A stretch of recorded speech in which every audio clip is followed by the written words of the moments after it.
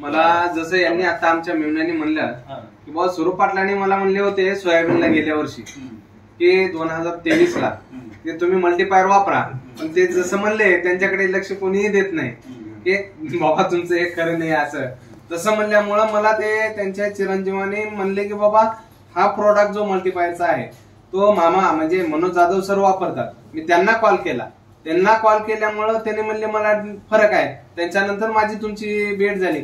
मी पहिल्यांदा गेल्या वर्षी हरभऱ्याला वापरलं होतं मल्टीपायर. जवळपास 3 फवारण्या मल्टीपायरच्या 15-15 दिवसाच्या फरकांनी केल्या होत्या.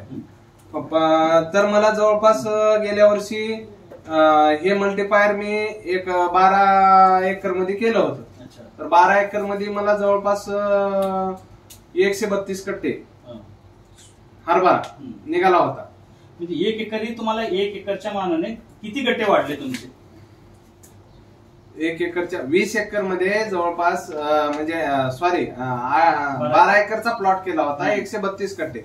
म्हणजे वर्षाला जे आम्ही वापरतात ते 9-10 कट्टे तरी सरासरी ऍव्हरेज आम्हाला भेटते वर्षाला. म्हणजे किती वाढले? म्हणजे जवळपास माझे 12 कट्टे वाढले. 1-1.5 कट्ट्याचा फरक पडला.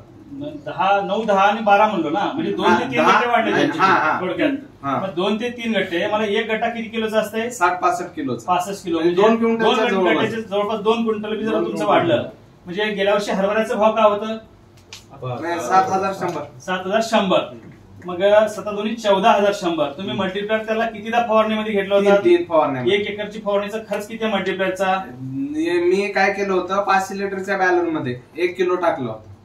ठीक आहे. म्हणजे ते 1 एकरला झालं असेल ना? 1 एकरला पाव किलो पडलंय.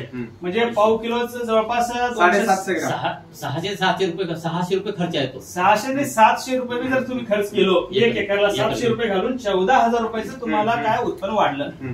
बिलकुल करेक्ट आहे. पूर्ण सोयाबीनला याची 3 फवारण्या केल्या, एका फवारण्या 600 रुपये.